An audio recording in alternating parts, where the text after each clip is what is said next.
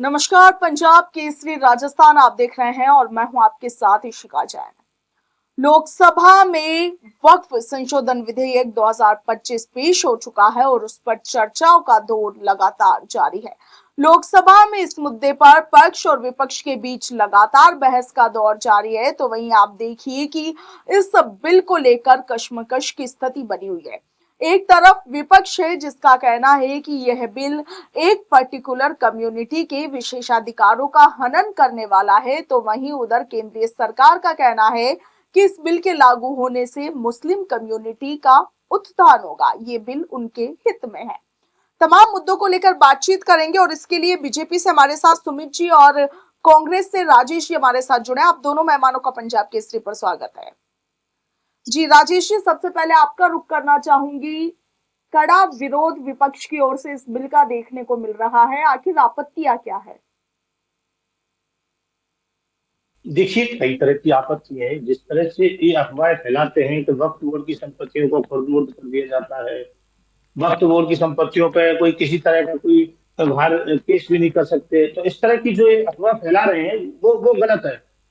वक्फ board की जो भी केंद्रीय मंत्री होता है ना, अल्पसंख्यक बोर्ड का वो केंद्रीय मंत्री होता है, वो मोदी जी का है। मोदी जी 10 साल से 11 साल से इनके मंत्री हैं।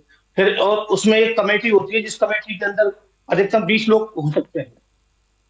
तो उस कमेटी के और उस मंत्री जी के द्वारा ये कैसे हो सकता है कि उस मुस्लिमों के जो रहते हैं उनकी रक्षा ना कर सकें। आज इनको बिल लाने की इस तरह की जरूरत पड़ गई।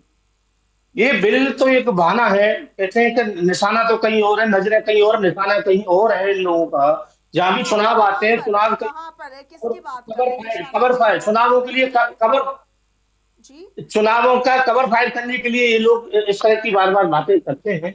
और भी बहुत मुद्दे हैं जनता के, और भी ये देश में बहुत वादा करके आए हैं ये कि क्या क्या करना है जनता की, उस पर कोई ध्यान नहीं है इनका। इस तरह की बातें जब भी चुनाव आते हैं तो इस तरह से बात करके उस जनता को गुमराह करना चाहते हैं जी इसका भी।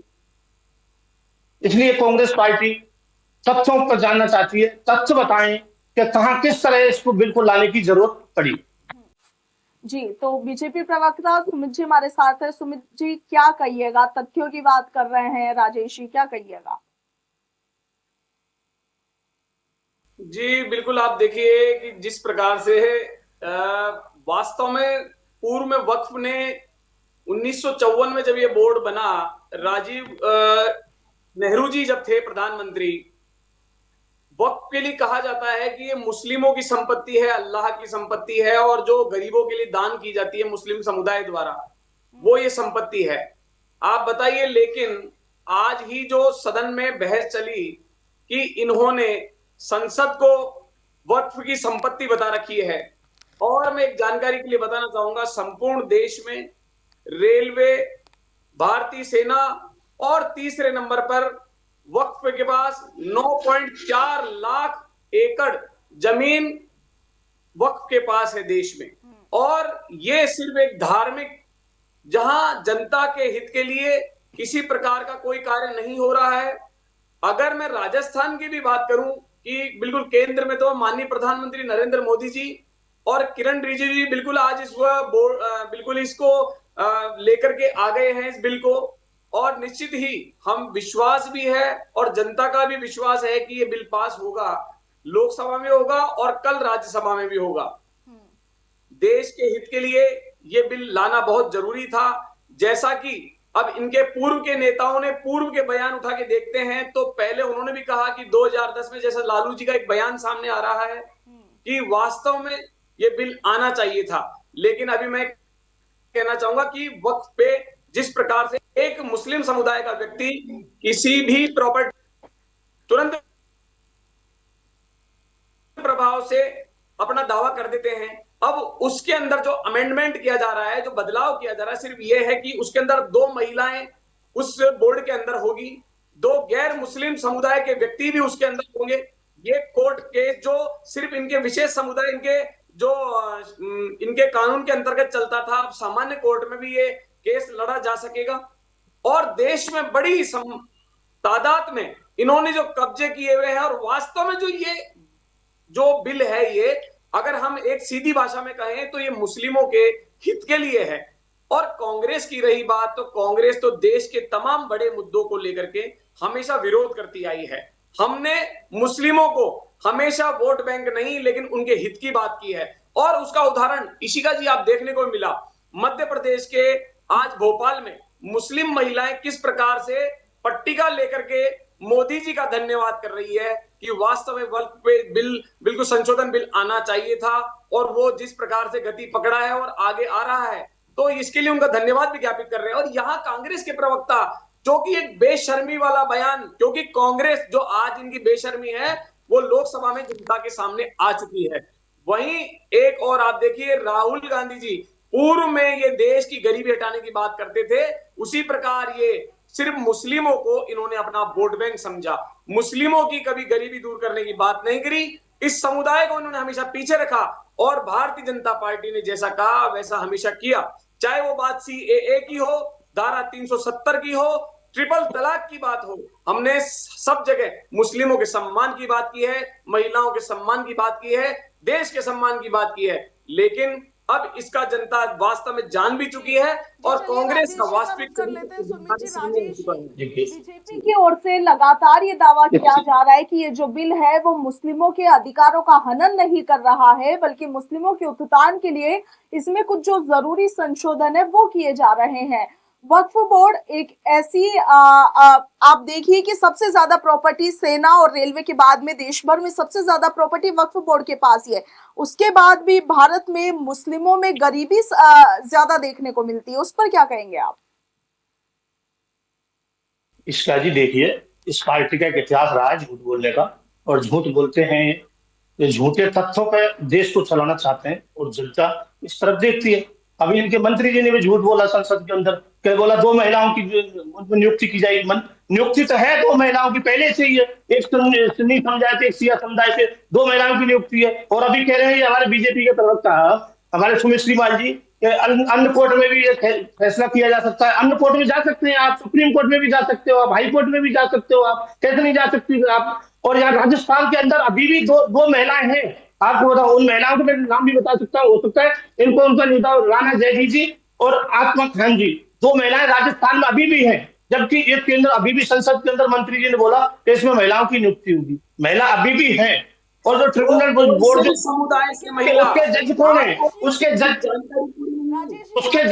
जज कौन है? शिया और सुन्नी। वाकई में आवश्यक है। यहाँ पर आप देखिए कि वक्फ बोर्ड में एक नियम है कि कोई भी उसकी प्रॉपर्टी को लेकर के कोर्ट में चैलेंज नहीं कर सकता है। क्या ये कानून सही है? ये किसने कहा? ये किसने कहा? ये किसने कहा नहीं कर सकता? आप बताइए, ट्रिब्यूनल बनाया है ना, उसकी जज कौन है? उसके जज खुराना जी उसके जज हैं, गुप्ता जी, रोहन गुप्ता जी उसके जज हैं। ये कैसे कह सकते नहीं कर सकते? आप सुप्रीम कोर्ट जा सकते हो, हाई कोर्ट जा सकते हो, कहाँ है ये बताइए ना आप, कहाँ है? ये झूठी अफवाहें फैलाई जा रही है, इस तरह की बातें।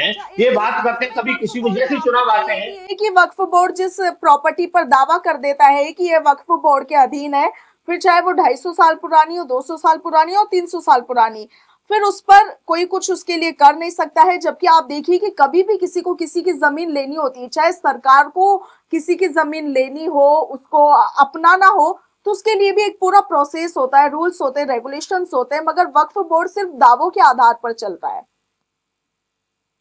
देखिए, उस पर दावों का आधार चलता है। आप भी दावा करिए ना, सुप्रीम कोर्ट जाइए, हाई कोर्ट जाइए, कैसे नहीं जा सकते आप? लोकल कोर्ट भी बना रखे हैं, ट्रिब्यूनल कोर्ट बना रखे हैं इन्होंने, उसमें जाइए ना, जाओगे, अपने तथ्य तो आपको रखने ही पड़ेंगे। बगैर तथ्य के क्या है? आज ये बात करें, अपने हिंदुओं की बात करें ना, ये दूसरे समुदाय की क्यों बात करते हैं? आज मंदिर माफियों की कितनी जमीनों पर कब्जा हो रखा है, उस पर ये कोई बिल लाना नहीं चाहते। आज मंदिरों में पुजारियों की क्या स्थिति है? कहीं पूजा नहीं हो रही। गलता जी में आपने देखा होगा, 10 दिन तक पूजा तक नहीं हुई, उनको खाने के प्रसाद तक की व्यवस्था नहीं थी, उस पर ये कोई बिल लाना नहीं चाहते हैं। आज मंदिर माफी की जमीनों पर लोगों ने कब्जा कर लिया। गौचर की जमीनें जो गौचर होता है, उस पर इन्होंने कॉलोनियां काट दी इस तरह की, तो उस पर बिल लाइए ना। आप बात को कहां से कहां घुमाते हैं, बात को किस तरह से ये इसको ध्रुवीकरण में ले जा रहे हैं देश को। ये आज बात करते हैं, जैसे चुनाव आता है, 8 अगस्त 2024 को इन्होंने बिल पेश किया था उस सेंसर में इन्होंने, और फिर दोबारा फिर अब लेके आए इसको। उसके बीच के पीरियड में क्या किया इन्होंने? ऐसा बीच के पीरियड में क्यों इतना गैप दिया इन्होंने? तो इनकी परंपरा रही है, लोग देख रहे हैं इस चीज को कि कहां से कहां चीज को लेके जाते हैं। इस भारत को और भी बहुत चीजों की जरूरत है, ये महंगाई से जूझ रहा है ये देश, बेरोजगारी से जूझ रहा है ये देश।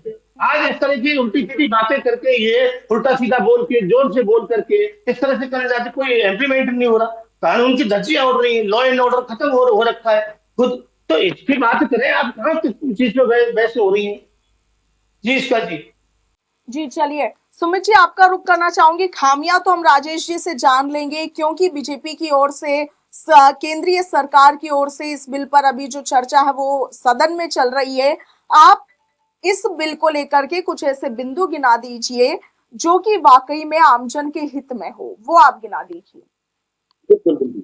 देखिए, सबसे पहले तो मैं कहना चाहूंगा कि 2013 में कांग्रेस सरकार जाते जाते भी जिस प्रकार से 123 बिल्कुल ऐसी संपत्तियां जो वास्तव में बहुत ही महत्वपूर्ण संपत्तियां थी, उन्होंने, यूपीए की सरकार ने, कांग्रेस के सरकार में उन्होंने वक्फ बोर्ड को दे दी, लेकिन उसके बावजूद भी ये चुनाव नहीं जीत पाए क्योंकि जनता जानती है। अच्छा, इसके लिए मैं ये भी बताता हूं कि जैसा कि कुछ मुस्लिम चुनाव जीतने के लिए कानून ला रहे हैं क्या? आप चुनाव जीतने के लिए कानून ला रहे हैं किस तरह के?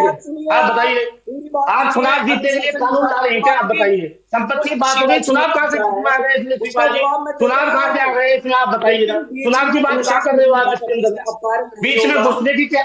आप तथ्यों पे बात करिए, आप तथ्यों पे बात करिए श्रीमान जी, तथ्यों पे बात करिए। आप तथ्यों आप तथ्यों से अलग मत जाइए, तथ्यों पे बात करिए। आप बताइए, आप इसमें इसका जी इसमें चुनाव की बात कहां से आ गई? आप बताइए। तथ्यों पे बात नहीं हो रही है, चुनावों पे बात करिए, मंदिर पे बात करिए ना, डॉक्टर पे बात करिए, उसमें आपने क्या किया? राजेश जी, आपको भी सुना जाएगा, अभी आपका भी मौका था, एक बार उन्हें गिनाने दीजिए कि क्या कुछ ये फायदे उसके बता रहे हैं, एक बार सुन लीजिए। बताइए सुमित जी। यही तो सुनने का मादा कांग्रेस में नहीं है कि बोलने से पहले ही नहीं है। गलत बोलोगे, गलत बोलेंगे तो जवाब मिलेगा। आप सही तथ्य पेश करिए, जिस विषय पर डिबेट हो रही है उस पर आप पेश कीजिए, सही चीज पे बोलिए। आप गलत बोलोगे तो जवाब मिलेगा। आप सीधी बात करिए। अब आप बताइए, बोलने नहीं देंगे। बिल्कुल इसी का जी इनका फ्रस्ट्रेशन बनता है, इनके गांधी परिवार वालों का फ्रस्ट्रेशन बनता है, इनके क्या गांधी परिवार को बीच में घुस रहे हो? गांधी परिवार से क्या, आप क्या नकल करोगे गांधी परिवार की? आप देश को हड़पने वाले, आप देश का माल खाने वाले, आप देश को आपने क्या दिया है? आप एक भी चीज बता दीजिए, कहाँ गांधी परिवार को बीच में ला रहे हो आप? गांधी परिवार से इतना क्यों डर है आपको? आप गांधी परिवार से शुरू होते हो, आज आप कोई भी डिबेट, आप बताइए, आप कहां से व्यक्तिगत कैसे आरोप लगा सकते हो आप किसी पर? आप व्यक्तिगत आपकी यही प्रश्न है आपकी। इसका जी इनसे बोलिए, ये समझ में नहीं आएगी ना। इसका जी इनसे बोलिए, व्यक्तिगत परिवार का नाम लेकर के आरोप नहीं लगा सकती है। ये व्यक्तिगत नाम कैसे ले सकते हैं गांधी परिवार का? गांधी परिवार में जो देश के लिए किया, ये क्या कर सकते हैं? ये सभी से कुर्सी पर बैठे हुए हैं ये। बोर्ड को लेकर के बात, बिल्कुल वक्फ संशोधन अधिनियम 2000, बिल्कुल। आप देखिए, अगर व्यक्तिगत, आप इनको समझाइए, व्यक्तिगत नाम लेकर के किसी का हमला नहीं कर सकते। हम व्यक्तिगत नाम किसी का नहीं लेते, हम पार्टी की बात करते हैं, हम पार्टी की बात करते हैं, पार्टी की बात करते हैं। गलत बात, जो वाकई में बिल्कुल। आप इशिका जी, बिल्कुल व्यक्तिगत नाम लेंगे तो मैं बोलने नहीं दूंगा। व्यक्तिगत कोई गांधी परिवार का नाम ले या फिर नाम दीजिए, बिल्कुल अपनी बात करिए, तथ्यों के साथ बात करिए, हम बिल्कुल मानेंगे। ताकि व्यक्तिगत किसी का नाम लेंगे तो नहीं बोलेंगे। ऐसे बोल करके आप जनता का समय खराब कर रहे हैं, स्टूडियो का समय खराब कर रहे हैं। सिर्फ वक्फ बोर्ड को लेकर के ये जो अधिनियम की बात चल रही है, जिस बिल की हम बात कर रहे हैं, जिसके लिए हम यहाँ पर बैठे हैं, सिर्फ उस पर बातचीत कीजिए। ऐसे बिंदु गिना दीजिए जिनसे वाकई में फायदा होगा। जी बिल्कुल, मैं वही गिनाने जा रहा हूं। इनको थोड़ी देर एक बार बोल दीजिए, अनुशासन में रहे। मुस्लिम समुदाय कई जगह इसमें चिंतित इसलिए है क्योंकि कई वल्फ की संपत्तियां लाखों एकड़, जिनके पास कोई शून्य किसी प्रकार का सिंगल कागज दिखाने के लिए भी नहीं है। और वल्फ बोर्ड संशोधन में ये स्पष्ट है कि जहां भी जो भी संपत्तियां हैं 9.4 ये तो रिकॉर्डेड है। इसके अलावा जो भी संपत्तियां हैं, अगर वो संपत्तियां, अगर इनके पास कोई किसी प्रकार का डॉक्यूमेंट नहीं है तो वो संपत्तियां सरकार अधिग्रहण कर सकती है। दूसरी बात, बिल्कुल जिस प्रकार से इन्होंने अधिग्रहण की थी, हर 6 माह में इनको अब संपत्ति का ब्यौरा देना होगा। अब ये कह रहे थे 2 महिलाएं, मैं इनको ये भी बताना चाहूंगा, शिया और सुन्नी मुस्लिमों का भी वक्फ बोर्ड जो है वो अलग अलग है। तो दो गैर मुस्लिम महिलाएं हो, चाहे वो शिया सुन्नी हो, वो पिछड़ा वर्ग हो मुस्लिमों का, वो महिलाएं भी इसमें शामिल हो सकेगी। दो पुरुष, दो व्यक्ति इसके अंदर और अदर समुदाय से मुस्लिम गैर मुस्लिम भी इसमें शामिल हो सकेंगे। इसकी रेगुलर ऑडिट होगी। इसका व्यक्ति लगातार एक सामान्य कोर्ट में जाकर के भी लड़ सकता है। अब आप बताइए, ये सब चीजें जो अमेंडमेंट की जाएगी ये जनता के हित के लिए है। तभी तो मुस्लिम महिलाओं ने आज नरेंद्र मोदी जी का स्वागत किया है। और राजस्थान के आंकड़े गिनाना चाहूंगा इशिका जी मैं आपको। आज राजस्थान में लगभग 11 सरकारी कार्यालय वक्फ बोर्ड संपत्तियों पर चल रहे हैं। ऐसा मैं विभाग भी गिना देता हूं आपको, शिक्षा विभाग, चिकित्सा विभाग, विधि विभाग, पीडब्ल्यूडी, राजस्व विभाग, पुरातत्व विभाग, गृह विभाग, ग्रामीण विकास विभाग, ऐसे कुल मिलाकर के 11 विभाग हैं इशिका जी, जो 19,044 संपत्तियां राजस्थान में वक्फ में रजिस्टर्ड है। 2 करोड़ रुपए उसमें किराया बताया गया है। बाकी किराया अभी वर्तमान में वक्फ बोल रहा है 42 करोड़ के लगभग इसका किराया बाकी है। आप देखिए, संपूर्ण देश में एक गांव ऐसा था आंध्रा का जहां पर संपूर्ण गांव पे वक्फ ने कब्जा कर लिया। और कुछ मुस्लिम समुदाय भी ये चाहते हैं कि ट्रांसपेरेंसी आए, पारदर्शिता आए, क्योंकि हम सिर्फ वोट बैंक के लिए नहीं कार्य करते। मुस्लिम भाई बिल्कुल, हिंदू मुस्लिम बिल्कुल भाई भाई है, बिल्कुल निश्चित रूप से देश में वो रह रहा है। तो जितना अधिकार हिंदू का है मुस्लिम का ही, उसी को ध्यान में रखते हुए प्रधानमंत्री नरेंद्र मोदी जी ने इस कदम को उठाया है। इसमें पारदर्शिता आएगी निश्चित रूप से। इसमें ये मुस्लिम समुदाय के लिए बहुत ही फायदेमंद सौदा साबित होगा। गिना दीजिए जिनसे आपत्ति है या जिनका विरोध लगातार आप लोग कर रहे हैं। देखिए, हम ये कहना चाहते हैं कि पहले ही विधायिका में इस तरह का प्रावधान है, इसमें आप कहीं भी केस लड़ सकते हो। इसमें इनके जो आरजेएस लेवल के अधिकारी होते हैं, यहाँ मदन लाल जी हैं, एक मदन लाल गुप्ता जी है राजस्थान के अंदर, आप वहां शिकायत कर दीजिए। वहां शिकायत करने की क्या प्रॉब्लम है, आप बताइए। और सुप्रीम कोर्ट में भी इसका फैसला सुना जा सकता है। इसका फैसला सुना जा सकता है। ये सिर्फ ये चाहते हैं अब फिर आप बीच में मतलब देखिए, फिर आप बीच में बोल रहे, ये कह रहे 2 महिलाओं की इस जो बोर्ड बनाया है उसमें 20 सदस्यों का आप चयन कर सकते हैं। कोई भी अधिकतम 20 सदस्यों का चयन कर सकते हैं, तो करिए 20 सदस्यों का। अब इसमें ऐसी कौन सी नई बात है जिसको आप नए सिरे से लाना चाहते हैं, इसका जितना प्रचार प्रसार करना चाहते हैं आप। मैं बता रहा हूँ, नजरें कहीं, निगाहें कहीं, वो हाल है। सिर्फ चुनाव के समय पे इस तरह की चीज हिंदू मुस्लिम करना आता है इनको। कभी गांधी परिवार का नाम लेते हैं ये। बात बहुत है, गौचर की जमीन की बात करिए, मंदिर माफी की जमीन की बात करिए। 20-20 रुपए में संपत्तियों पर लोग किराए पर रह रहे हैं, आज वो खाली नहीं हो रही, और मंदिर में भगवान का भोग तक नहीं लगाया जा रहा है। उस पर कभी बात की इन्होंने? उस पर कोई कानून लाए? इन्होंने गौचर भूमि पे कॉलोनी काटना शुरुआत की थी, उस पर कोई कानून नहीं लाएंगे। बात करते हैं साहब, मुस्लिम महिलाओं ने सब नरेंद्र मोदी जी के जयकारे बोले। भाई जयकारे बोले होंगे तो क्या विधायिका उनसे चलती है? एक आदमी से चलती है विधायिका? कोई भी जयकारे बोल देगा, कोई भी उनके नारे लगा देगा, क्या उससे विधायिका खत्म हो जाएगी? उससे संसद की कार्रवाई उनको देख के चलाई जाएगी? आपको चीज वो करिए जिससे 100% आदमी को छुआ जाए। ऐसा नहीं कोई विशेष जाति समुदाय के लिए आप अलग अलग बातें करते हो, अलग अलग चीजें करते हैं, फिर सभी के लिए करिए। आप 14 साल के अंदर बता दीजिए, आप एक भी मंदिर माफी के लिए या देवस्थान विभाग के लिए या पुजारियों के लिए कोई इस तरह की योजनाएं लाए हो, और फिर भी कोई काम कर लीजिए। क्या भारत प्रधान हिंदू नहीं है क्या? हिंदू उसमें नहीं आते क्या? बताइए आप कोई किया हुआ आपने? सारी संपत्तियों पर कब्जा हो गई, गौचरों पर लोगों ने कॉलोनी तक काटी, गौचरी जमीन पर कब्जा कर लिया लोगों ने, उस पर कहीं कोई आज तक कानून नहीं लाए। तो सारी चीजों पर लाइए। इसका भी ये इस तरह से जोर जोर से बोलने से संसद में ठीक है, आपके पास बहुमत है, कोई बिल पास करा लोगे, 20-30 सांसदों को आप बाहर निलंबित कर दोगे, या विधायकों को निलंबित कर दोगे, बाहर का रास्ता दिखा दोगे, तो मारकर बुला लोगे, उससे क्या होगा? जनता तो देखती है। ये इस तरह की बातें ठीक नहीं है, तो सही चीज लाइए। सही का कांग्रेस ने हमेशा इनका समर्थन किया, लाइए ना। बंद करने से और नाम बदलने से अगर आप इस देश का विकास करना चाहते हैं तो वो तो देखिए जनता भी नहीं मानेगी, और हम तो विरोध करेंगे। तो हम विपक्ष में बैठे, सही चीज का हम विरोध नहीं करते, गलत चीज का हम हमेशा विरोध करेंगे। चलिए राजेश जी और सुमित जी, आप दोनों का इस चर्चा में पंजाब केसरी के साथ जुड़ने के लिए शुक्रिया।